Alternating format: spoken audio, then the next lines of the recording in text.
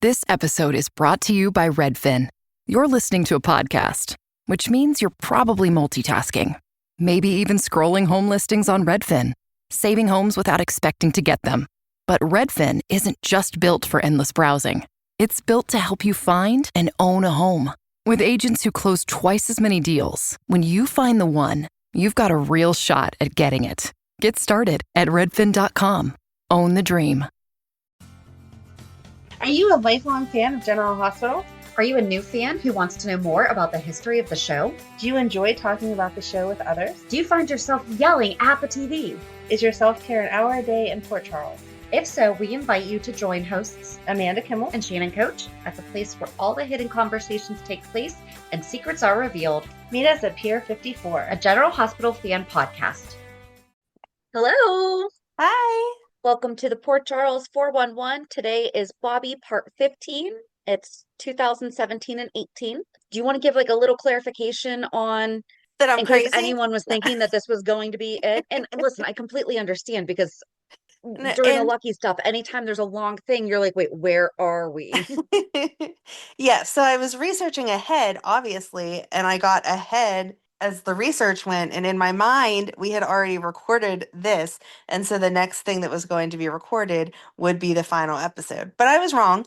This is 17, 18, and then there's one more after this that will be 19 through 24. So apologize for the confusion, but yeah, I'm disorganized. We all know that by now. So no, listen, you're getting that brain now where it's okay, but I've already read all this and done all this. And then I'm like, wait a second, what did we record? I don't know, especially when we record a lot. And right? I have a good batch of, I'm like, I have no idea what's going on.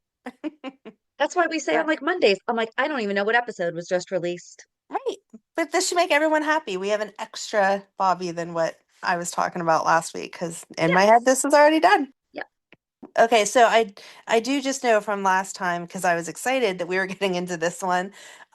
This is when Nelle comes into town and Bobbie knows exactly what she's all about. So that is a big chunk of this, and why it is long is because the Nelle storyline went on for so long and Bobbie was putting her 2 cents in as a grandma does for a lot of the stuff that was going on with that. Yep. All right, so at the Metro Court restaurant, Carly drifted into a memory of making love to Sonny on New Year's Eve until Bobbie repeatedly called her back to the present. Embarrassed, Carly laughed it off. Nelle teased her about being in love, then quickly realized Bobbie had no idea what she meant. Carly admitted she'd been trying to figure out how to tell her mother that she and Sonny were reconciling and explained that they were taking things day by day. Bobbie said she wanted Carly to be happy, but reminded her that her concerns about Sonny were valid. Carly promised Sonny would not betray her again. How many times has all of us women said that? But we really need to start keeping track of that one. Bobbie lightly suggested that Carly's reconciliation might mean Nelle was no longer needed for every little task, a remark Nelle noticed and resented. When Bobbie stepped away to take a phone call, Nelle urged Carly to fly to Australia to bring Jocelyn home and break the news about Sonny in person. Bobbie returned just as Nelle finished booking the flight and remarked on how quick Nelle was to anticipate Carly's needs. Feeling targeted, Nelle confronted Bobbie at the bar, accusing her of making passive-aggressive remarks. Bobbie responded that Carly did not need Nelle inserting herself into the family. Nelle argued that she had earned her place and lashed out by bringing up Bobbie's past as a prostitute. Bobbie calmly stood her ground, saying that she felt no shame for surviving poverty and accused Nelle of studying Carly's family and hiding her true motives. She warned Nelle to watch herself and walked away. Like, by this point, we should know not to throw Bobbie's past up in her face. Like, the whole town knows it, literally. It's not a secret. Right. Bobbie then ran into Carly, who explained the trip to retrieve Jocelyn. Bobbie offered support, promised to look after Sonny and Michael, and privately vowed to, quote, take out the trash. Later, at Greystone Manor, Carly and Bobbie worked on Jocelyn's family tree project. They reminisced over old photos, talked about Carly's resemblance to her grandmother Lena, and discussed Carly's adoption. Carly admitted resentment towards her adoptive father, Frank Benson, for abandoning the family, but spoke fondly of her adoptive mother, Virginia, who had raised her alone. Bobbie expressed lingering regret over giving Carly up, and the two reaffirmed their bond. Their calm was interrupted when Carly found Sonny being handcuffed by a police officer. Sonny claimed it was only a precaution so he could be taken to the hospital to check out an old spinal injury. Carly was suspicious but stayed behind as he was escorted out. Michael and Nelle soon arrived. Carly shared stories about her childhood, Virginia's death, and Michael's first trip to the ocean after the funeral. Nelle listened intently, growing visibly tense when she saw a baby photo of Carly being held by Frank Benson while clutching a rattle identical to the one Nelle carried. Remember, she always had that silver rattle that she had? Yeah. When Carly and the others left the room, Nelle stared at the picture. Bobbie noticed and questioned her, provoking an angry, defensive reaction that Bobbie compared to a cornered animal. Nelle quickly collected the photos and left when Carly returned. Michael later explained that Nelle had been emotional about family matters and mentioned they had agreed to be friends after an awkward encounter in the park. Bobbie was surprised to learn Michael had once been interested in Nelle, but Michael said it no longer mattered because Nelle was involved with an older man. Carly reassured Michael that her difficult upbringing had made her stronger and that she was proud of her life and family. Meanwhile, Nelle chatted with Felicia at the Metro Court bar. Felicia praised Nelle's efficiency at Maxie's wedding and warned her to be cautious of Bobbie, portraying Bobbie as treacherous and untrustworthy. Nelle appeared receptive. Shortly afterwards, Felicia met Bobbie in the park, where the two revealed the warning had been an act. Felicia admitted that she had been digging into Nelle's background online and found no social media presence at all, raising Wait a second. suspicions in Nell's true identity. Felicia said that Bobbie. Yes, because she was pretending to hate Bobbie so that Nelle would open up to Okay. Felicia. I'm like, why do I not remember Felicia and Bobbie fighting?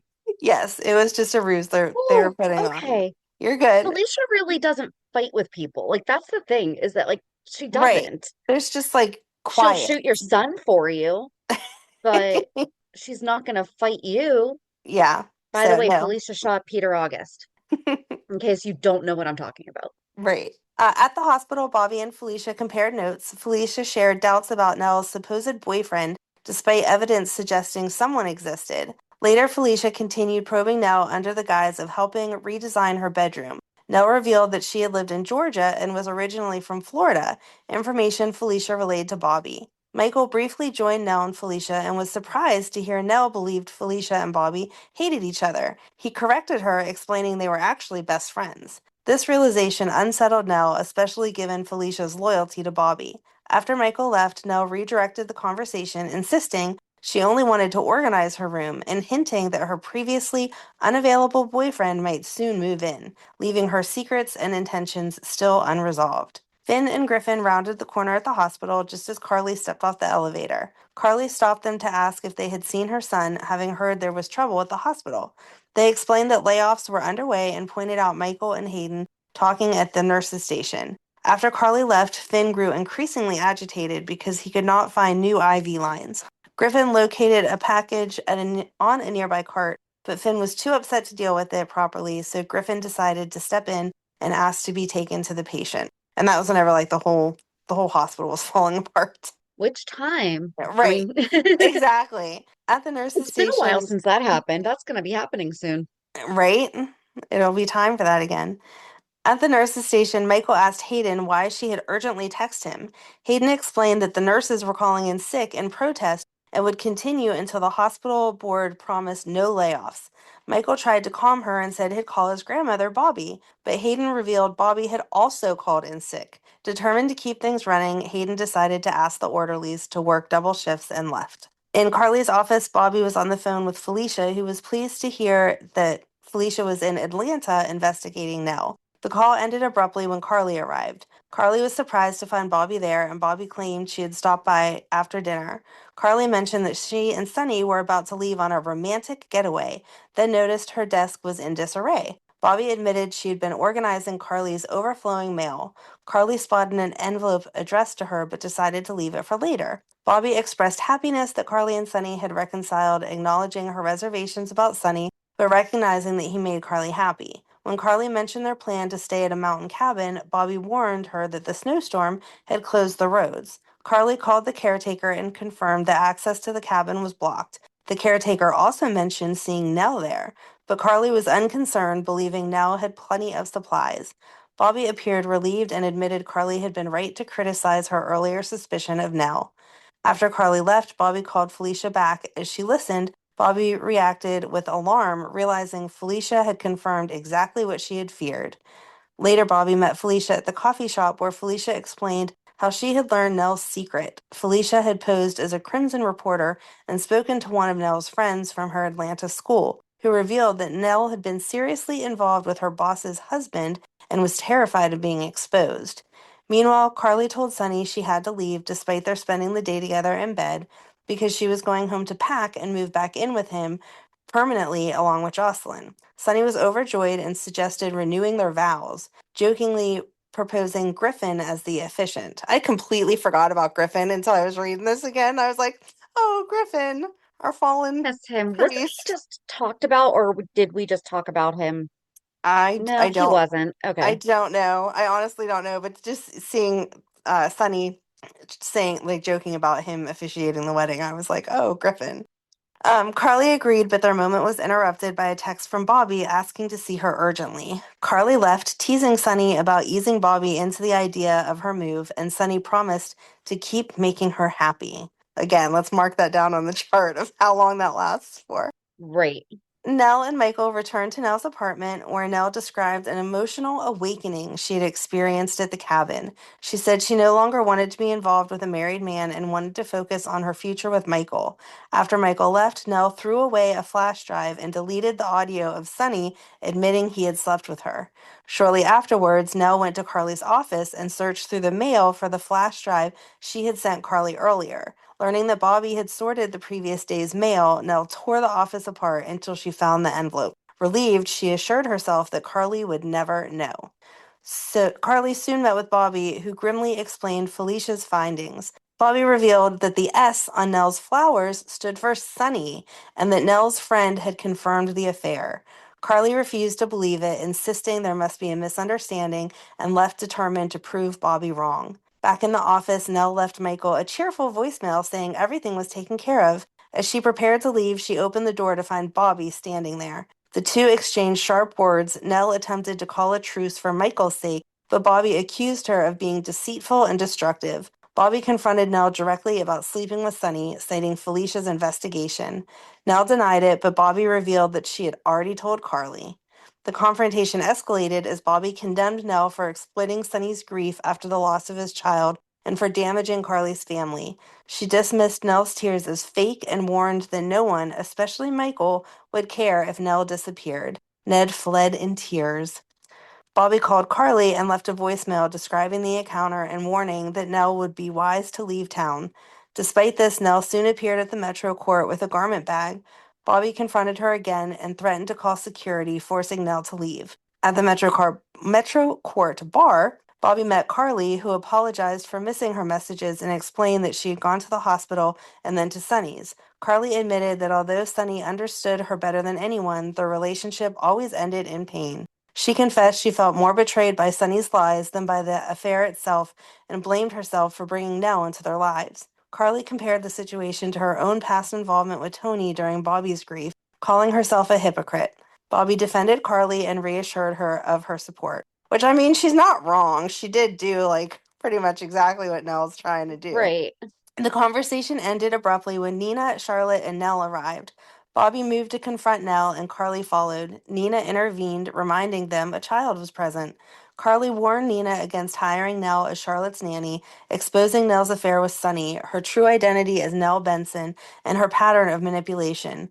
Bobbie reinforced the warning, but Nina bristled, insisting that decisions about Charlotte were hers to make. As tensions mounted, Nina decided to remove Charlotte and Nelle from the situation, though Bobbie was not finished making her feelings known. The events begin at the Metro Court, where Bobbie confronts Nina and Charlotte, reminding her that Charlotte is a Spencer, regardless of whether Nina and Valentine accept it. And in case you are newer to the show, Nina and Valentine were married twice. Was it twice? I think it was twice, or did they not go through with I the don't second think they one? went through with the second one. Okay. I think they were involved twice. I think they were engaged twice. Maybe. I don't know. I lost all track.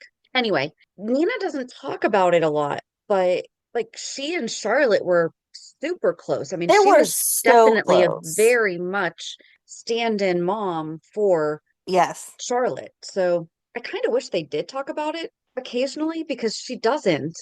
Especially because we got to see Nina be such a good mom to Sasha that I think that she would continue being a good female role model that Charlotte could go talk to. Right. And especially where she wants to be a mom so much, and like Valentine would never be against her. He was never against her Right. maintaining a relationship with Charlotte. Okay, this is not about Charlotte, but this just reminded me of that because Right. it's like people are probably like, why? What's going on? I mean, she really had the opportunity to be a mother to Mm-hmm. Charlotte. Do reminding her that Charlotte is a Spencer, regardless of whether Nina and Valentine accept it, and expressing concern for her great niece's welfare. Moments later, Nell arrives, assuming Nina has reconsidered a job interview and is letting her go. Instead, Nina shocks everyone by hiring Nell on the spot and sending her off with Charlotte for hot chocolate. Once they leave, Bobbie angrily warns Nina that the impulsive decision will backfire and that Nell will end up in bed with Valentine. After Bobbie storms off, Carly suggests Nina acted out of spite, but Nina insists she believes in second chances and that people can change. Carly concedes it's possible. Yeah, Carly, you've done it. Yet urges Nina to protect herself because Nell could turn on her as well. Later, Valentine joins Nina, who tells them that the nanny quit, but she found a replacement. She cryptically warns him not to let the nanny anywhere near his bed, promising to explain later. Don't you think your husband would have questions about that? If you said, like in your situation, hey, I hired someone to help take care of our daughter because she has needs and whatever, blah, blah, blah, but don't let her close to your bed. Don't you think it'd say to you, maybe we shouldn't be hiring her? Like, it does not sound like that's a good fit for our family if the person Yeah, you're hiring to help is going to be trying to hook up with me. yep. But No, I Valentine's just agree. like, And okay, I won't hook up with her. Thanks for the forewarning. Valentine, his only downfall was Anna and Nina. Hmm. He didn't stray. He is a very, very, very monogamous. Right. Yes. See why I love him? I mean, Valentine that's just reveals, one good quality, but okay. listen, he is very resourceful and monogamous. Okay. Except for when he's like cheating on Anna with Nina and Nina with Anna, I mean, Now you sound like Carly. He promised much he like wouldn't break between my heart Carly and again. Brenda. Sonny with Carly and Brenda, you kind of forgave that, right? But you don't forgive the other ones. But you're No. kind of like, okay, but it's Brenda. Oh, but it's Carly. It's like Liz and Jason. Yeah, it doesn't work that well in real life. No, it's not supposed to. That's fair. There is no and in my life. Right. And Valentine. But that's not actually an option. So anyway, Valentine reveals he visited Anna to seek a truce, explaining that Nina and Charlotte are all that matter to him. Nearby, Bobbie and Carly agree that they are disappointed by Nina's choice. He was even super committed to Brooklyn when they were faking it. Yep. I'm gonna stand by this thought. And don't anybody write into me and tell me why I'm wrong, because I'm sure that I am absolutely forgetting something. So Because let me he know if I, didn't know that him and Brooklyn were forgetting it in the beginning. That's what you're forgetting. He yeah. really thought that Bailey Lou was his. Oh, right. No, absolutely. But still, he's also not one to be with someone just because you have my baby. True. Nearby, Bobbie and Carly agree they are disappointed by Nina's choice, though Carly is relieved that Nell will be isolated on Spoon Island, far from her family. At Carly's house, Bobbie joins Carly for wine. Carly explains that she has received bad news and soon reveals that Lady Jane has died. Oh, she shares even worse news. Jack confessed that he paid Frank Benson for Nell's kidney to save Jocelyn. Bobbie is appalled by Frank's deception and the violation of Nell, though she insists it does not excuse Nell's later actions. Curly agrees, saying Nell's manipulation, especially exploiting Morgan's death, hurt the entire family and is unforgivable. Should we do an entire episode paralleling Carly and Nell? Carly, you were given up for adoption. Nell's body was mutilated. Right. She has a little bit more, and she was young. She was young, but not, I think everyone knows how I mean this. Bobbie giving up Carly was Bobbie's fault. Like it was her decision. Carly could have something to be mad at. Right. Nell came back like, oh, I'm so mad at Carly because our dad loved Carly more. But it had nothing to do with his love for Carly versus Nell. He was looking for a paycheck. That could have been anybody. Right. Right. So I mean, her, she was just a means to an end to him. right. So her anger should have been placed on her dad, not on Carly. It was also, but there's also a whole thing that's all about Nell that explains why she was mad at Carly. But we're not getting into that because this is neither Nell nor Carly. True. After Bobbie leaves, Michael comes back to check on Carly. Their conversation turns to Sonny and the possible divorce. But Carly focuses instead on Jax's confession. Do you think they have like a punch card? Like buy 4 divorces, get the 5th one free? I hope so, but I don't see Diane or Alexis giving those kind of deals. Michael suggests this information partially vindicates Nell, but Carly rejects the idea, reiterating that Nell knowingly used their grief to destroy her life. Didn't Carly come to town soon after BJ died? Yeah. Okay. Just check in over here. Guys, I do like Carly. I feel like it also comes out that, but yeah. At the diner, Griffin notices Sonny is troubled and learns that Sonny has confessed his infidelity to Carly. Griffin offers prayers, and Sonny dryly accepts them. Bobbie later arrives and confronts Sonny, acknowledging his love for Carly and the children, but pointing out that Carly is repeatedly hurt by their relationship. They hurt each other, though. It is not Yeah. healthy at all. It's not. Sonny cites grief, but Bobbie criticizes his prolonged lies about Nell. After Bobbie leaves, Sonny receives a concerning text and rushes out. At the hospital, Bobbie catches up with Sonny and bluntly tells him that having Jax arrested and deported were his worst mistakes. She warns him that Carly is furious and that their mutual anger is hurting their children. Bobbie urges Sonny to remember that both he and Carly are grieving Morgan. Sonny admits that their marriage is falling apart after Morgan's death and says he cannot accept the loss without answers. You know what I wish they had actually mentioned during that whole thing is the statistics around people who do divorce after the loss of a child. Yeah. Because they are high. Like they're very high. It wasn't, okay, this is soap opera land, but right. That is a very, very real thing. Lucy soon approaches Sonny to discuss reserving a table for the nurses' ball. She notices Morgan's prescription bottle and grows uneasy, but recovers when Sonny reassures her that he will attend the ball in honor of its inspiration stone, Andre Maddox. Mm-hmm. Aw. Then escorts Sonny away. Lucy presses Bobbie for information, and Bobbie explains Sonny is obsessed with uncovering the truth about Morgan's death. Yes, you would be. Lucy insists she wants to help, though Bobbie doubts her motives. Their conversation is interrupted by Kiki, who praises Lucy for persuading Ava to donate a valuable Greek antiquity to the nurses' ball, and Lucy redirects attention to the charity's purpose. Back at the Metro Court, Bobbie urges Carly to hire Scott as her divorce attorney. Carly refuses. She complains about Martina stepping down due to the supposed prior relationship with Sonny and suspects a cover-up. Bobbie advises Carly to stop fixating on conspiracies and move forward. Carly says she wants a quick divorce, but Bobbie warns that trying to punish Sonny financially will only prolong things and hurt Michael and Jocelyn the most. Carly insists she doesn't want to cause her children more pain, and Bobbie encourages her to put Sonny behind her, just as she wanted Michael to do with Nell. In the dressing room at the nurses' ball, Carly and Bobbie prepare in elegant gowns. Carly recounts catching Sonny and Martina together. Bobbie initially encourages vengeance and then regrets it when Carly explains that Sonny stayed home to read Morgan's journal. Carly tearfully remembers the hope she and Sonny shared at the last nurses' ball and admits that reading Morgan's journal shattered her. She even feels pity for Sonny, alone with her son's words. Bobbie reminds her that life must go on, which is the spirit of the nurses' ball. Okay, in that context, I'm okay with that phrase. Mm-hmm. You know, I hate when people say that, though.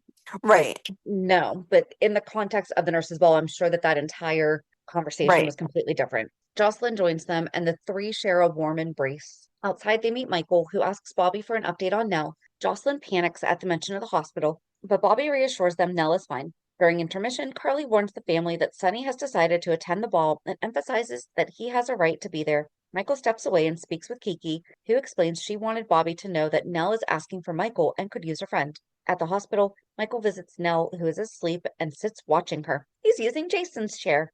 Yes. Jocelyn calls questioning why she agreed to Michael's plan, but he reassures her and promises support from both himself and Nell. He puts the phone on speaker so he and Nell can listen to Jocelyn's performance. On stage, is that when she performed with Cam? This was her by herself, I believe. Oh, okay. Unless he On may have been on guitar, but I don't think he's saying. Okay. On stage, Lucy introduces, oh, here we go, Shannon. Here's your answer. Lucy introduces Jocelyn, who sings It's Not Over Yet, moving the audience. Afterward, Bobbie notices Carly searching the room for Sonny. A television host teases more performances, with Bobbie and the other hospital staff smiling for the cameras. Later, Sonny and Carly storm into the dressing room looking for Ava, only to find her gone. Sonny grabs Scott and demands to know where Ava is, accusing her of killing Morgan. Scott reminds them that Olivia Jerome planted the bomb, but Carly counters that Ava tampered with Morgan's medication, triggering the episode that ultimately led to their son's death. Scott insists that accusations against Ava are crazy talk. Man, I can hear him saying that. Right? Crazy talk. I couldn't, like, as I was reading it, I was like, what information am I leaving out? Because it doesn't pertain to Bobbie per se and can't go down that rabbit hole. And then I was like, oh, yeah, okay. They found out that Ava messed with the medicine, and then Ava runs away, and then she gets caught in the back room of the art gallery, and then the fire breaks out. And I was like, no, no, no, I can't include like all of that No. in paragraphs. But that's the whole backstory to what's going on. Okay. Although Carly presses him about Ava tampering with Morgan's medication, Scott reassures both her and Sonny that Ava fled town and has plans to disappear, promising that they will never see her again. Sonny admits he cannot stop thinking about what Morgan endured and says he feels no sympathy for Ava's suffering, convinced that she will face charges and prison. Still, he and Carly accept that they finally have answers. Carly leaves to tell Bobbie and Jocelyn the truth, while Sonny resolves to spend time with Avery, grateful that his daughter is too young to understand what has happened. At the hospital, Bobbie gently explains to Kiki that Ava has suffered catastrophic second and third-degree burns over much of her body and that the coming hours are critical. Kiki sees her mother heavily bandaged, on a ventilator, and surrounded by warming blankets. Bobbie explains that Ava must be stabilized before doctors can determine next steps and reassures Kiki that a full medical team is monitoring her closely. Dylan supports Kiki as she struggles with the reality of making decisions for her mother, including the fact that Ava has no known living will. After Bobbie leaves to find a social worker, Kiki breaks down, then later receives a guarded medical update from the doctor asking about advanced directives that she does not have. Yep. Mhm. Yep. Yep. Swear in the hospital. Michael tells Nell that he cares about her and wants to look after her after seeing her injured on the piers.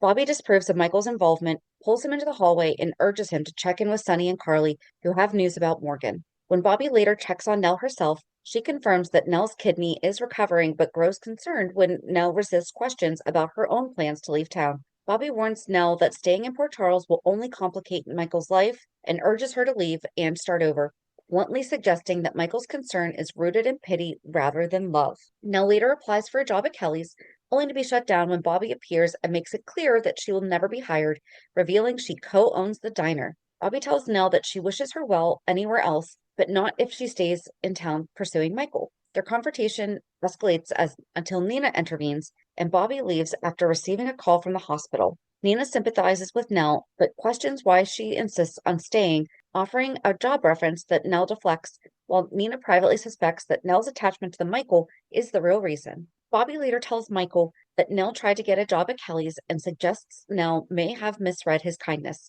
Michael pushes back, asserting that his feelings are his own, and Bobbie recognizes that, like Carly, Michael will insist on learning his own lessons. Afterward, Jocelyn notices the parallel between Michael forgiving Nell and Carly forgiving Sonny. Once Joss has the house to herself, she impulsively throws a party. She grows closer to Oscar, sharing her love of horseback riding, but panic sets in when Bobbie unexpectedly returns. Bobbie sends Oscar away, scolds Jocelyn for lying, drinking, and hosting boys unsupervised, and orders her to clean up, though a bottle is left hidden.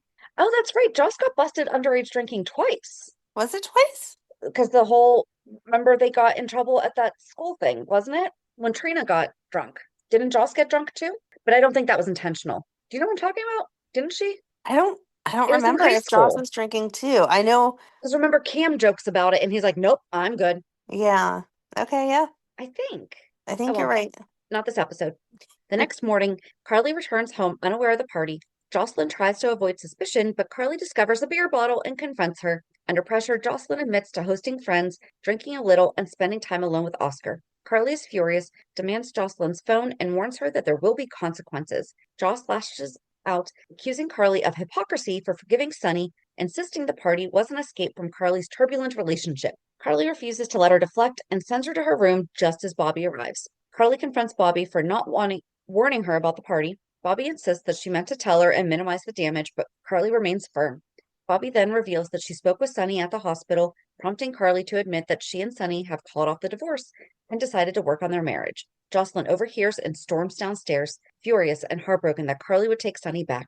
She rails against Sonny for keeping her real father away and begs Carly to deny it, but Carly confirms the truth. Disgusted yet bitterly resigned, Joss retreats, convinced that Carly and Sonny's reconciliation will collapse as it always does. Carly knows Jocelyn is upset but insists that she cannot be disrespectful. Bobbie steps in, senses the tension, and decides to leave, reminding Jocelyn that Carly loves her deeply. Bobbie predicts that one day Jocelyn will realize she did not fully understand the situation. After Bobbie leaves, Carly admits her reconciliation with Sonny is shocking, but Jocelyn insists that she knew it would happen as soon as Carly went to Puerto Rico. Carly apologizes, but Jocelyn does not believe her, saying Carly wouldn't be with Sonny if she were truly sorry. Elsewhere at the hospital, Dante confronts Ava, who coldly refuses to take responsibility for her role in Morgan's death. Dante angrily tells her the truth. True remorse would mean confessing and paying for her crimes, but he believes she is too cowardly to do so. Scott enters the room, senses the hostility, and Dante storms out in disgust. In the hallway, Dante runs into Bobbie. They discuss Ava and Scott, and Bobbie expresses her frustration that Scott has likely known about Ava's guilt for a long time and will always justify protecting her. Bobbie makes it clear that she wants Ava to face justice, even if it doesn't happen. Dante admits he could let it go if Ava continues to suffer, but worries about Sonny's expectation that Ava be put behind bars. Bobbie advises him not to let Sonny dictate his choices. At the nurse's station, Bobbie and Carly talk about Olivia and Ned's wedding. Carly says it was joyful, but reveals that there was drama involving Michael, Nelle, and Jocelyn. As they walk, Carly tells Bobbie that Sonny tried and failed to apologize to Jocelyn. Bobbie says Jocelyn is entitled to her feelings, but still must be respectful. When Carly asks Bobbie's opinion about reconciling with Sonny, Bobbie admits she doesn't approve and notes that something always sabotages Carly and Sonny's relationship. Their conversation shifts to Nelle. Bobbie believes Michael will lose interest, but Carly disagrees and vows to drive Nelle away, even if it risks alienating Michael. Bobbie suggests a subtler approach, digging up dirt on Nelle. Though Carly says Nelle has already been investigated, Bobbie believes there must be more to uncover and takes charge, calling Felicia to reopen the investigation. At the hospital, Bobbie briefly interacts with Amy, deflecting Amy's inappropriate curiosity about her past marriages. Bobbie then meets Carly again and explains she's going to see Felicia. Carly warns that Michael will see this as a witch hunt. Bobbie agrees it is one, but insists Carly should play nice with Nelle to avoid suspicion. Carly confidently says she can outplay Nelle. At the Floating Rib, Felicia invites Nathan to poker night and hints at concern over Maxie's suspicion that Nathan is hiding something. Nathan receives calls and texts he ignores, growing uncomfortable. Bobbie arrives and Nathan leaves. Bobbie asks Felicia to reopen the investigation into Nelle, but Felicia initially refuses, warning that Michael is an adult and will be furious if they interfere. Bobbie argues that Nelle has already hurt Carly deeply and may be targeting Michael to hurt her further. Michael and Nelle arrive at the bar and Bobbie watches them. Michael approaches Bobbie and they argue calmly but firmly. Bobbie refuses to pretend she approves of Nelle. Michael defends Nelle, saying she's a good person who made some mistakes and deserves the same chance Bobbie and Carly once received. Nelle overhears Michael defending her and reassures him that he is not wrong about her, except he was. Afterwards, Bobbie calls Felicia and asks her to proceed with the investigation after all. Felicia asks for access to Nelle's employee file and says she believes the real secret lies in Nelle's past in Florida. Later, Carly and Bobbie talk about Jocelyn, Spencer's disappearance, and Jocelyn's guilt. Carly worries about Jocelyn growing up and dating, especially Oscar. Bobbie advises Carly to listen more and be a safe place for her daughter. When Jocelyn arrives home, Carly invites her to talk. They discuss Oscar, the party when Jocelyn drank, and Carly admits that she may be judging Oscar unfairly. They agree to try to listen and to respect each other, and Carly suggests inviting Oscar over so she can meet him. At Kelly's, Bobbie insists Carly sit and rest. Carly breaks down, saying Sonny feels lost to her and she can't reach Michael. She admits Nelle recently joined the family in praying for Sonny, which softened things slightly between them. Carly also reveals that Garvey claims to have killed Sonny, but Carly refuses to believe it, insisting she would feel it if Sonny were dead. She leaves abruptly to continue searching. At Nell's apartment, Michael notices Jocelyn is wearing a necklace made from a bullet casing. Alarmed, he demands to know where it came from. Jocelyn explains Oscar made it after they found the casing near an old riverside distillery. Michael is furious they ignored warning signs and considers calling the police. Nelle examines the casing and determines it was fired recently. Carly arrives unexpectedly and Jocelyn panics, asking Michael not to tell their mother. Carly accepts Jocelyn's excuse for being there and asks Michael if he knows of any isolated place near the river where Garvey might have taken Sonny. Michael realizes the abandoned Black Duck Distillery fits and tells Carly about it. Nelle shows Carly the bullet casing. Carly decides she must go to the distillery immediately and asks Michael to call Dante. After Carly leaves, Jocelyn thanks Nelle for protecting her secret, and Nelle gently advises her to tell Carly the truth. Jocelyn hugs Nelle and calls Bobbie, while Michael confirms that Dante is on his way to the distillery. I had forgotten all about that too. Like when I read it, I was like, oh yeah, I remember having that necklace. Mm-hmm. At the Metro Court restaurant, Felicia met with Bobbie and told her that her investigation into Nelle was finally producing results. One of Felicia's contacts had uncovered something promising, though Felicia herself didn't know the details, only that it was what Bobbie had been hoping for. Nearby, Carly noticed a social media photo of Michael and Nelle arriving happily in Morocco, which clearly upset her. When Bobbie joined Carly, she mentioned Felicia's potential discovery, but Carly surprised her by saying she no longer wanted to dig up dirt on Nelle. Carly showed Bobbie the photo and explained that Michael looked happy and deserved to make his own choices. Bobbie was shocked by Carly's apparent change of heart.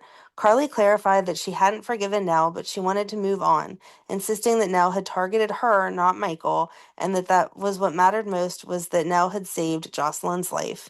Carly admitted something had shifted in her perspective recently, but wouldn't explain further. She asked Bobbie to tell Felicia to stop the investigation, believing everyone would be better if they let the past go. Bobbie strongly disagreed, but saw Carly was resolute. Later at the Floating Rib, Felicia left Maxie a worried voicemail, regretting things she had said and fearing Maxie might confront Nathan. Soon after, Felicia received a call from her contact and asked for the information to be sent immediately. Bobbie arrived and told Felicia that Carly wanted the investigation dropped. Felicia replied that Carly might want to reconsider and asked poignantly how Carly would feel about murder. She then showed Bobbie what she had uncovered, leaving Bobbie visibly shaken. Back at the Metro Court, Carly met with Jocelyn and gently discussed Sonny. Carly assured Jocelyn that she was trying to accept Jocelyn's friendship with Oscar and emphasized the importance of honesty between them. Carly then revealed she wanted them to move back in with Sonny and Avery, explaining that Avery missed them, and she hoped Jocelyn could forgive Sonny. Jocelyn admitted that she had been angry but never stopped loving Sonny and ultimately agreed to move back home, making Carly very happy. Jocelyn left and Carly reflected that she was trying to give everyone, including Nelle, the benefit of the doubt, believing things were finally improving for their family. At the Floating Rib, Felicia shows Bobbie the full details she had uncovered, an old headline identifying Nelle, whose real name was Janelle Benson, as the prime suspect in her fiancé Zachary Grant's death. Felicia explained that Zach had drowned during a kayaking trip after his kayak took on water. Though Nelle claimed she tried to save him, investigators found the kayak's plug had been removed. Suspicion intensified because Zach had been wealthy and had changed his will shortly before the trip to name Nelle as his beneficiary. Though police believed Nelle was responsible, there wasn't enough evidence to charge her, and Zach's family tied the inheritance up in probate to keep Nelle from receiving it. Carly soon arrived, and Bobbie tried to warn her, insisting the information was a matter of life and death, and that Michael was in danger. Carly resisted, determined not to interfere in her children's lives. Like when? That must have been like 1 week she was trying to do that. Okay. But Bobbie pressed on, convinced Nelle was dangerous. Eventually, Carly read the article but still refused to call Michael, believing in her new outlook and fearing she would lose her son if she interfered. Bobbie warned Carly she might regret it. Carly then received a call from Sonny telling her to get to the hospital. At the hospital, Bobbie later spoke with Michael, who confirmed Carly hadn't told him anything beyond the news that Jason had been shot. Nelle arrived to check on Michael and Jason after returning from Morocco. Michael told her Jason was in a coma and expressed concern for her exhaustion. Nelle described her ordeal, including being jailed briefly, until Valentine and Nina intervened. Michael was upset on her behalf but accepted the explanation. The couple decided to go home to rest while Bobbie stayed with Jason. In the hospital chapel, Carly prayed, thanking God for helping her through Morgan's death and begging for Jason's life, knowing how many people depended on him. Later, Bobbie again tried to warn Carly about Nelle, suggesting that Nelle might exploit the current crisis. Carly resisted, calling the evidence circumstantial, while Bobbie argued that Nelle's history and recent events were troubling red flags. Nearby, Monica emerged from Jason's room in tears, fearing her son might not survive. Bobbie comforted her, and the two women reflected on the painful losses they had endured and the injustice of outliving their children. Bobbie urged Monica not to give up hope, reminding her of Jason's strength and the family still surrounding them. They spoke candidly about past regrets and mistakes, finding comfort in their shared resilience and friendship. I loved their friendship. Yeah. After Monica left, Michael and Nelle arrived. While Michael went to see Jason, Bobbie confronted Nelle directly, warning her that Michael would eventually learn the truth about Zach's suspicious death and suggest she leave town. Nelle responded coldly, insulting Bobbie and dismissing her concern. When Michael returned, Bobbie tried to tell him about Nelle's past, only to learn that Michael already knew about Zach and believed Nelle's version of events. Michael firmly asked Bobbie to trust him to make his own decisions. Though deeply uneasy, Bobbie agreed to back off, praying she wouldn't regret it. After Bobbie left, Nelle worried that Michael had been forced to defend her yet again. Michael reassured her of his trust and promised to stand by her as long as she was honest. Nelle tearfully confessed that she had never known love until she met him. Michael returned the Oh. sentiment, and the two declared their love for each other. Oh, please. And that was always the sentiment. There was never a time where I don't think there was ever a time that anyone was like, oh, but Nell's changed. Right. So, ugh. Anyway, Sorry. nope, you're good. At the nurse's station, Monica arrived late and handed Bobbie a cup of coffee, apologizing for missing their break. Bobbie thanked her, but Monica noticed Bobbie was upset. Bobbie admitted she had a confrontation with Michael and was frustrated at how helpless it felt to watch over their children and grandchildren when they refused guidance. Monica had no answers. Meanwhile, after making love, Michael and Nelle dressed and talked in the living room. Michael told her he had taken the day off to help her unpack. Nelle said she never thought she would love again after Zach's death, but Michael had changed her life and she wanted to leave the past behind. Michael later mentioned that Bobbie was being honored at the hospital and that Nelle had been invited. Nelle declined, convinced that she would be blamed if anything went wrong. Agreeing that she might be right, Michael decided to skip the party and instead take Bobbie out to dinner, insisting this would show his family how serious he was about Nelle. At Kelly's, Bobbie ran into Carly. Carly explained she had escaped an event at the Metro Court and left things in Olivia's hands. Bobbie said she was picking up the cake for her celebration and noted that everyone had responded except Michael. Carly was surprised Bobbie had invited Nelle, but Bobbie hoped that it would serve as a peace offering. Carly hinted she expected answers about Nelle soon. Bobbie pressed for details, and Carly swore her to secrecy before revealing that Sharon Grant, the sister of Nell's deceased fiancé Zach, had contacted her. Carly didn't know what Sharon wanted, but intended to hear her out. Bobbie speculated that recent investigations or photos of Michael and Nelle might have prompted Sharon to reach out. Carly worried about the consequences, but admitted she would welcome proof that Nelle was innocent. Bobbie confessed she would still despise Nelle regardless, but urged Carly not to let the fear stop her. I mean, she was honest. It doesn't matter what we find out about this girl. I don't like Right. her. Not gonna be a fan. When a young woman entered Kelly's, Carly and Bobbie realized it was Sharon. Bobbie offered condolences and they stepped away. Sharon and Carly talked about Zach's death and Carly's own loss of her son Morgan. Sharon explained that a private investigator asking questions about Janelle Benson had alarmed her, leading her to discover that Janelle had changed her name to Nelle Hayes and worked for Carly. Carly confirmed Nelle had caused trouble but avoided details. Sharon described Nelle as dangerously deceptive, using lies and manipulation to gain trust before striking. Carly asked how Zach had died and how Nelle had escaped justice. Later, Michael told Carly he would not attend Bobbie's party. Carly argued that it was an important family event, but Michael explained Nelle would be uncomfortable. Carly accused Nelle of influencing him and confronted him about the apartment he bought for her. Michael defended Nelle and demanded Carly back off. Frustrated, he left. At Bobbie's reception at the Metro Court, Carly toasted her mother but was upset by Michael's absence. Elsewhere, Michael visited Nelle at the Crimson office and invited her again. Nelle declined, still hurt by his doubts and comments about her ring, though Michael insisted he trusted her. She urged him to attend without her so she wouldn't be blamed. At the reception, Bobbie chatted with Laura and learned about Lucas and Brad considering adoption. Michael eventually arrived, explaining that Nelle had insisted he come alone, which impressed the family. Later at Greystone Manor, Carly confided in Bobbie about Nelle's pregnancy. Bobbie suggested caution and early paternity testing. Carly admitted Michael had already scheduled it, but feared Nelle was using the baby to secure her place in life.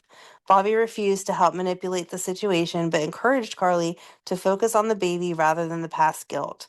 Attention shifted to Lauren and Kevin's wedding day, despite superstitions and snowy delays that threatened to keep Despite superstitions and snowy delays that threatened to keep Lucky and Spencer away, Laura prepared with help from Maxie, Lulu, and Bobbie. When it seemed the wedding might be canceled, Leslie arrived unexpectedly, explaining that she'd been flown in by a storm-chasing friend. Her boyfriend Marcello revealed he could perform the ceremony in Italian with Leslie translating. The crisis was resolved, and Bobbie gave Laura Aunt Ruby's handkerchief, encouraging her to cry and enjoy her day. I hate this Stop! so much. Just stop. We're gonna have to be like, I'm sorry, this series is to be continued because neither of us are in the right mental state to read these things. No, there's too many. Like, I hate seeing pictures right now because then you see so many and you're like, they're all dead. Yes. Okay. So 2018, Carly ran into Bobbie at the hospital and showed her a box of condoms that had fallen out of Jocelyn's backpack.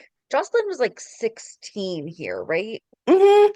I Like, mean, she, as a mother, she wasn't old enough, but as someone who once was a teenager, she was she old wasn't enough. a kid. Right. Yes. Bobbie advised her not to jump into, she was a kid at 16. Just Right. clearing that one up. Right. Like I said, from a mother's perspective, she was absolutely too young, but from a teenager's perspective, she was not. Yes.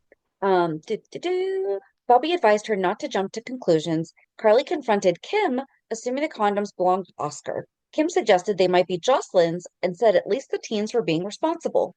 Though tense, Carly and Kim agreed to present a united front. After Kim was called away, Bobbie summed it up by saying motherhood never ends and suggests that she and Carly go for coffee and talk. Jocelyn and Oscar sat together at Kelly's, expressing certainty that they had made the right decision and sharing excitement about the upcoming Mad Hatter's Ball. The reason I feel like, and this happens now, Joss is going to be in her young 20s forever until we finally make her in her 30s. But when they were kids and we're reading through this, like Joss just aged up. And it sounds like it's in the same time, even though it's not. Right. Bobbie and Carly arrived for coffee, and Carly picked up a small hot pink mitten she noticed on the floor. They reminisced about Jocelyn and Lucas's kids, and Bobbie reminded Carly that they couldn't keep them children forever. Carly noticed Oscar and Jocelyn through the door, and Bobbie suggested it might be a good time for mother and daughter conversation between her and Carly. Carly later visited Bobbie at the hospital to update her that the situation with Jocelyn had been resolved, which relieved her, though she remained concerned about Michael. Michael arrived at the hospital, apologizing to Nelle for being late due to protests on Charles Street. Is that when Molly and TJ, which are awesome, Nelle showed him a sonogram of the baby and reminded him that she wanted him involved in everything. Carly and Bobbie joined them, and Michael revealed a paternity test confirmed that he was the father. Nelle left, promising to stay in touch. Carly, while waiting to celebrate her first grandchild, was uneasy about Nelle being involved in their lives. Later at the Metro Court, Carly reacted with dismay to seeing Nelle, who was there to meet someone for dinner. Monica arrived to meet Nelle, surprising Carly, who learned that Sam and Drew had secretly married. This was nice, Drew. Yes. Bobbie warned Monica about getting too close to Nelle, but Monica insisted that they tried to get along because Nelle was carrying their great-grandchild. Carly called someone to discuss Nelle. Random thought. Was there an incident where Drew and Sidwell met each other and formed their alliance? Or was it just always kind of like an assumed like they knew each other outside of, because I thought that Drew had said something about, I think they knew each other outside of, like when Drew was in the service or whatever. so what if instead of Drew being Shiloh, he is Peter August? No, I don't like that idea. No. But then that's why he and Sidwell, because they're avenging his father and brother. Yes, but Okay. I don't like it. Just threw it out It there. makes sense. We need to justify why Drew is the way that Drew is right now. And nothing happened for him to become this He's just a jerk. horrible. Right. Yeah. He had every right to come back from the dead this way, and he didn't. Right. Correct. You're Right? correct. Hmm. I don't think he did. I mean, and that's when we shifted to Cameron Matheson too, is when he came back from the dead. We Right. kept the same sweet Drew. Right. No, he was Okay. nice until suddenly he started pursuing Willow. That was really the change in him where you were like, ew, Yeah. that's gross. Yeah. But I still like the Shiloh part because then that Yeah. connects Willow. Okay. Anyway, Carly, Lucas, and Bobbie later met at the Metro Court lobby where Lucas revealed that he and Brad decided to adopt a baby. The women celebrated enthusiastically and agreed to help with letters of recommendation. Carly decided to start saving Avery's clothes for a girl. Bobbie and Lucas left for the hospital. Speaking of which, at General Hospital, I really did not read ahead and see this. Faison and Nathan were both in critical condition. Amy reassured Maxie that Nathan would be cared for while Bobbie stayed by her side. Finn began operating on Faison as Lucas and Amy worked on Nathan. Machines around Faison began beeping erratically, but he was revived and prepped for surgery. Nathan's bullet injury was nearly near his spinal column, making surgery urgent once he was stable. Maxie, distressed and pleaded with the doctors for Nathan to be prioritized. Griffin and Amy transported Nathan to surgery while Maxie promised him they would be there when he woke. Jason arrived and sat with Maxie, promising to stop Faison and help Nathan. Valentine, Nina, and Liesel and a crying Liesel arrived, but Bobbie kept Liesel from interfering in the surgery. Hospital staff confirmed that Nathan was an organ donor. Maxie insisted he would survive. Bobbie coordinated updates to Mac and Felicia and reassured Maxie that Nathan would be fine. Meanwhile, Scott reflected with Bobbie on the past events involving Luke. Sonny arrived at the bar and introduced Anna to Mike, prompting a discussion about parenting, past losses, and memories of Robin and Stone. Mac, Felicia, and Bobbie tried to get Maxie to attend Mike's party. Initially hesitant, Maxie was convinced by Bobbie that honoring memories and helping others would ease her grief. At the party, Olivia welcomed guests and introduced Ned's performance as Eddie Main. The band played while Sonny and Mike shared a meaningful glance. Carly introduced Maxie to Mike, who congratulated her on her pregnancy. Felicia thanked Bobbie for bringing Maxie, noting that helping others made grief more bearable. Carly discussed strange occurrences with Bobbie, including a scarf and mysterious phone calls. Bobbie reassured her that stress and exhaustion could be affecting her perception and advised Carly to take prescribed medication. Carly revealed tensions with Sonny, who had blamed her for past events affecting Mike and Avery. Just then, Sonny arrived, intending to meet Lucy about a donation. Carly invited him to join her, but he declined, citing custody matters with Ava. Carly challenged him about how long he would continue to blame her. At the Quartermain mansion, Monica and Nelle prepared for Nelle's baby shower. Nelle reflected on how far she had come since arriving in town. When the door rang, Monica announced the arrival of the first guests. Carly, who insisted she always kept her promises. The two exchanged polite but tense greetings. Soon after, Ava arrived with her daughter Avery, who ran into Carly's arms. Monica noted that Ava hadn't been on the guest list, but Nelle explained that she had invited her because Ava had been the only person who had not turned her back on her and even given her a job. Jocelyn and Bobbie arrived next, greeting Nelle warmly. Nelle overheard Carly and Bobbie talking and accused Bobbie of turning the shower into a competition. Carly reminded Nelle that their differences should be set aside for the baby. Brad showed up and mentioned that Lucas could not attend, and a small talk ensued. Olivia arrived and gathered everyone in the living room. Tensions arose as Carly and Ava competed for Avery's attention, but Olivia intervened and sent Avery upstairs to be with Leo and his nanny. Monica gave a toast, and Nelle included Brad and Lucas in hers, acknowledging their upcoming baby. Guests mingled, and Olivia suggested, how did nobody put that one together? Like, I we mean, think this girl is shady and she's congratulating them on their upcoming baby at her baby shower. yeah, but I don't think anyone thought that her crazy was going to go back to them, that they would be involved. But she may have had it pre-planned that even if they wouldn't have gotten their baby when they did, that she was going to give them Wiley. I don't know. Yeah. Guests mingled and Olivia suggested a game. I guess looking back, it's because honestly, I forget what I was thinking at the time. Right. Guests mingled and Olivia suggested a game involving a wishing well. Before the game, Nell gave Carly a gift, a set of guardianship papers, calling it her most precious possession. Carly hesitated but eventually accepted them, and the papers were dropped into the wishing well. Guests continued to give gifts, each expressing heartfelt wishes for Nell's baby. Carly gave hers, expressing hope that the papers would never be needed, but reassuring Nell that the baby would be cared for by the right people. Finally, Nell approached the last gift, which Ava had pretended to have bought. She opened it to reveal a penguin mobile. Oh, that's right, because Nell had given her the gift to say, hey, I knew you didn't get a chance to buy me a gift because you were last minute. Just give this to me. Yep. Carly instantly became agitated, believing Ava had deliberately chosen it because of her late Morgan's connections to penguins. Carly accused Ava of manipulating her emotions and threw the mobile against the wall, sparking shock and silence among the guests. Bobbie and Monica scolded Carly for ruining the shower, and Olivia tried to redirect the group to another game. Bobbie and Olivia urged Carly to control herself for her daughter, Jocelyn. Carly eventually took a pill to calm down. Nell apologized for provoking her, but Carly accused Nell of manipulating everyone and acting like a noble victim to win Michael back. Nell left in tears, and Monica lectured Carly about treating Nell with courtesy for the sake of the baby. Jocelyn intervened, urging her mother to apologize, and Carly reluctantly agreed. She and Nell later had a private conversation in the nursery where Carly apologized and suggested a truce. Nell showed Carly a blanket that she had crocheted for the baby, leading Carly to realize that Nell had been responsible for past hauntings she feared. Despite this revelation, both women, ooh, and that's exactly what Willow's doing too. Mm-hmm. There's a sneaky gene there. It's the same one that kept Nina in the wheelchair as she faked being paralyzed. Right?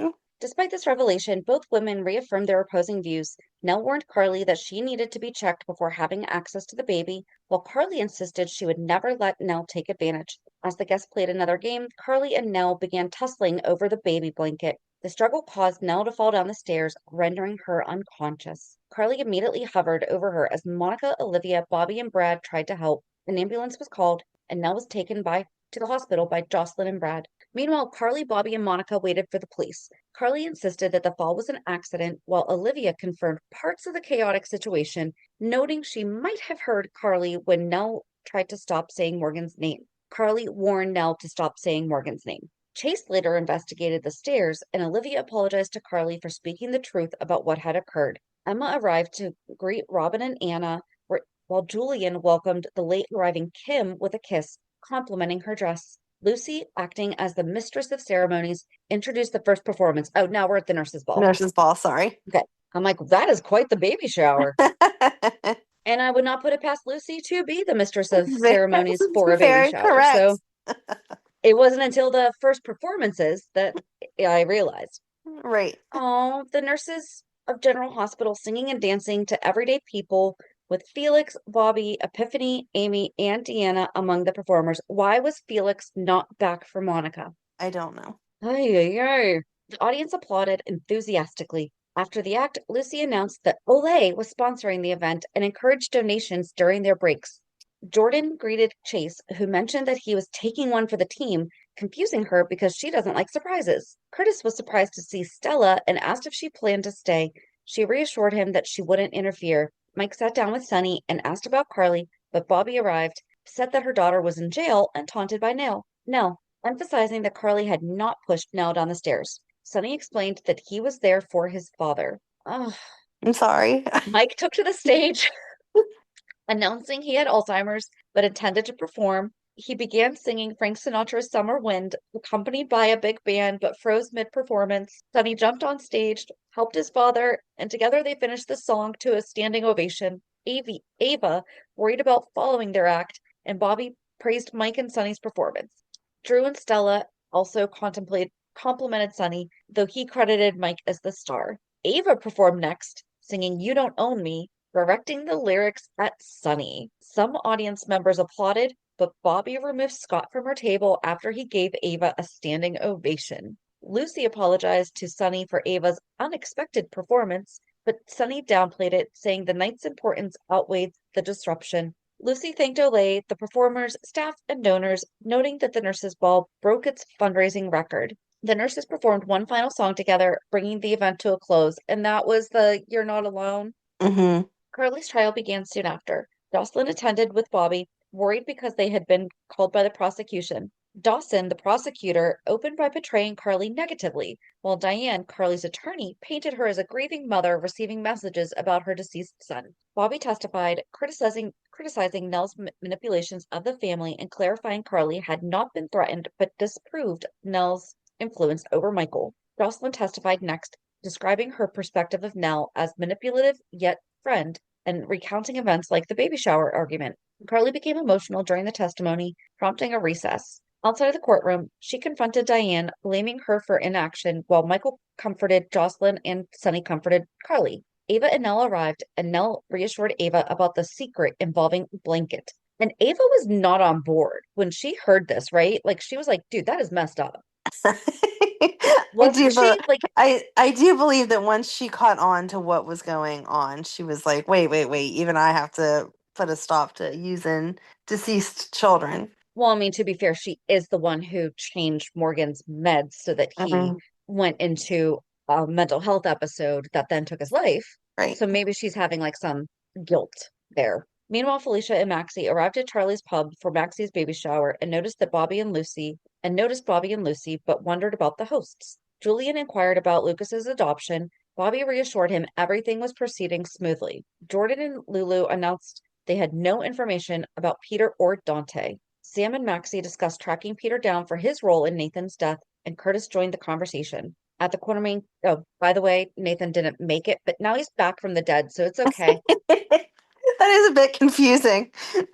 At the Quartermain estate, Michael announced to his family, minus Monica and Drew, that he and Nelle were getting married to provide a loving family for the baby. The family reacted with shock, though Olivia congratulated them. Bobbie strongly opposed the marriage, questioning Sonny and Jason's silence. Nelle left for a jeweler, making a show of kissing Michael. Sonny warned Michael about the consequences, referencing past experiences with Carly and Zach.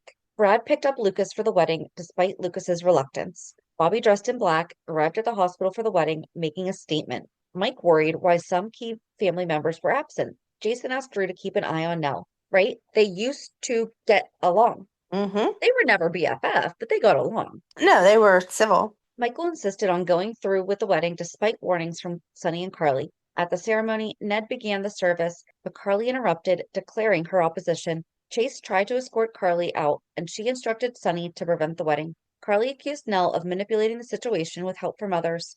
Nelle collapsed in pain, prompting Michael, Lucas, and Brad to rush her to the hospital, halting the wedding. Afterward, Carly declared that Nelle's lies would be exposed and that the family would support her in seeking justice. Sonny and Mike visited Alexis's home with flowers, offering support for Brad and Lucas and welcoming baby Wiley. I don't like you right now. I'm sorry.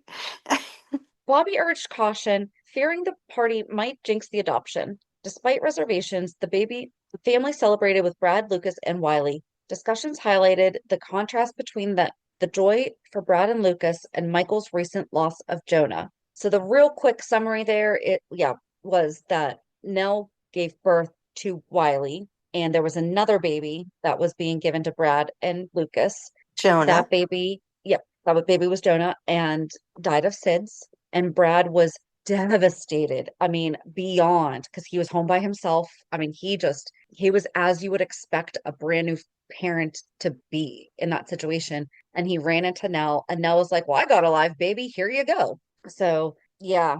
Yeah. So the Wiley there is not really Wiley. Kim received a reminder to pick up Oscar's birthday cake, and Bobbie comforted her regarding memories of lost children. But then he is actually Wiley because they did keep the name. They did. Let me just go back to that. Like, let me correct that real quick. Oscar arrived at the hospital, refusing to engage in arguments with Kim and resisting preparations for a drug trial. Jocelyn, inspired by a visit from Spencer, planned a social media strategy to make Oscar jealous and encourage him to reconnect with her, pretending a relationship with Cameron. Poor Cam. Carly met Bobbie at the Metro Court to discuss the courthouse events, including Nell's manipulative behavior with Wiley, and watched as Oscar arrived with Alexis. Bobbie advised Carly to refrain from interfering to protect Jocelyn. At the hospital, Michael unexpectedly ran into Bobbie. After some small talk, Bobbie explained that she had been helping organize Wiley's nursery, which had become messy. Michael smiled weakly, commenting on how happy Lucas seemed. Bobbie's cheerfulness faded as she expressed concern over something that had happened at Brad and Lucas's home, unsure how to handle it. She then gave Michael a manila envelope containing a silver spoon. She acknowledged understanding why Michael had given away supplies meant for Jonah, but couldn't comprehend why he had parted with the spoon. Michael explained that he had once envisioned feeding his child with the spoon, but never thought he'd want it back, though now he is glad to have it. He shared that he had been attending meetings for parents who have lost children. Bobbie hugged him, proud of his progress, and he admitted that he was beginning to think he could find happiness again. Bobbie then mentioned that a nurse had been asking about him, hinting that with Nelle locked up, nothing was stopping Michael and Francesca from dating again. As they spoke, Carly approached. Michael apologized for not going home after the previous ordeal. Carly reflected on coming to peace with Ferncliff and encouraged Michael to enjoy a night at the Roadhouse. Michael said he would consider it, and Carly left pleased. Meanwhile, at Sonny and Carly's house, Bobbie arrived with Lucas, Brad, and Wiley. Sonny held Wiley, joking that while he wouldn't be the actual godfather, he could always be referred to as Wiley's godfather.